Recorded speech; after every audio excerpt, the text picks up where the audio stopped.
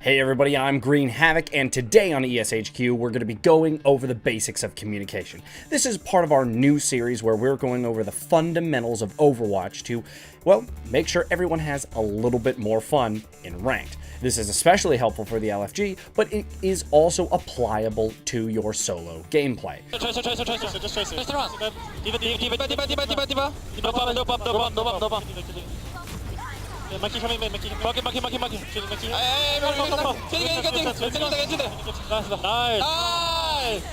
So the first thing when it comes to communication and improving your comms is understanding the 5 basic principles. And the 5 basic principles are keeping your comms clear, simple, prompt, accurate, and yours. Let's go into all of those just a little bit.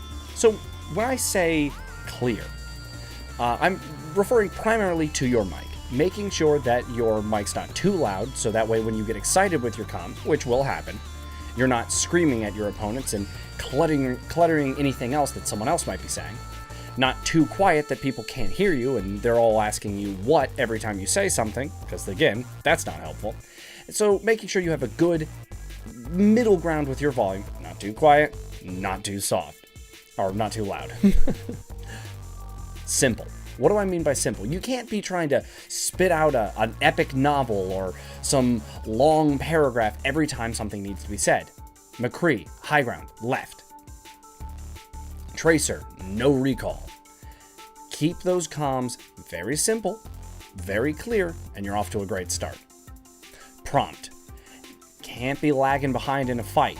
And sometimes that means making sure that you're picking out what is most important in the fight to make sure that that information is brought to the forefront as quick as possible. McCree high ground left.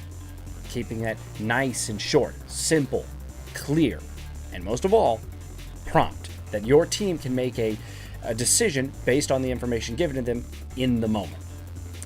Accurate. This one's pretty straightforward. You don't want to be calling out things that are wrong. You can't be calling out, Reaper flanking right when he's on the left. This is going to cause confusion. Maybe your tanks, peel over to that side to try to stop the flank, or your healers rotate, the opposite direction. So you called out right, they rotate left, right into the loving embrace of Reaper, which is not so loving. So making sure that your comms are accurate is also very important. Everyone's going to miss a comm from now, for once in a while. That's going to happen. No one's perfect.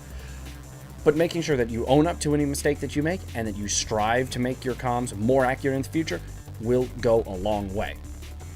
Yours. What do I mean by yours? Well, that's part of a little bit of a larger discussion, but still, in my opinion, part of the basics. So let's get into what I mean by your comms.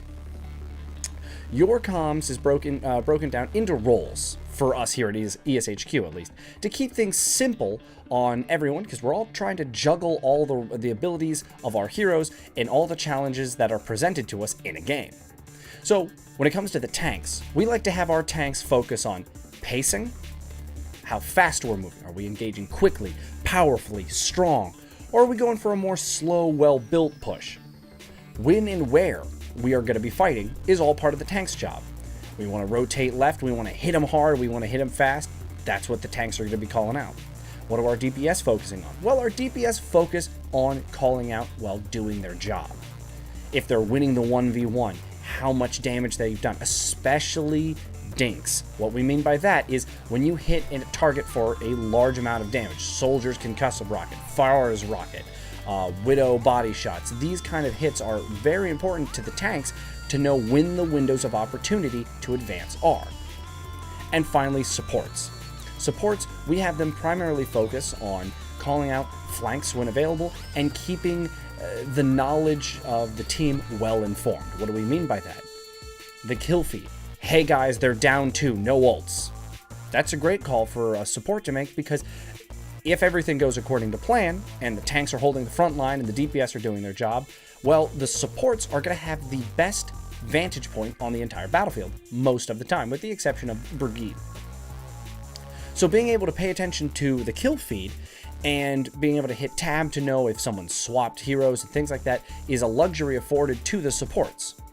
And by taking advantage of these 3 stages, tanks setting up the pacing of the engagements, DPS calling out when they're winning their fights and how well they're doing it and where the windows of opportunity could be, and then the supports calling out flanks and keeping the team updated on the fight-to-fight basis will improve your quality of life in your games by a landslide. I can promise you that.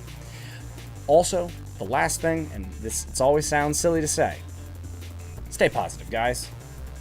Anyway, let's go over these one more time. We're keeping our comms what? Clear. Not too loud, not too quiet. Simple, the right amount of information.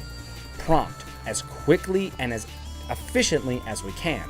Accurate, well, as accurately as we can, as correct as we can make it, and yours. Specific role tasks based on what role you're playing. Tanks, pacing, win where. DPS, high damage done, winning their duels. Support, where the fight is starting to rotate to, or flankers, and then also the fight update, kill feed, ult usage.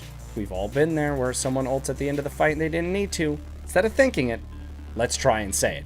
Anyway, guys, I hope you found this video both entertaining and educational, and we're going to continue this with a more advanced comms video coming up within the next week. I hope you enjoyed this, and I hope you enjoy all our content here at ESHQ. If you do, follow these steps to show your appreciation. Anyway, guys, I will see you on the ladder.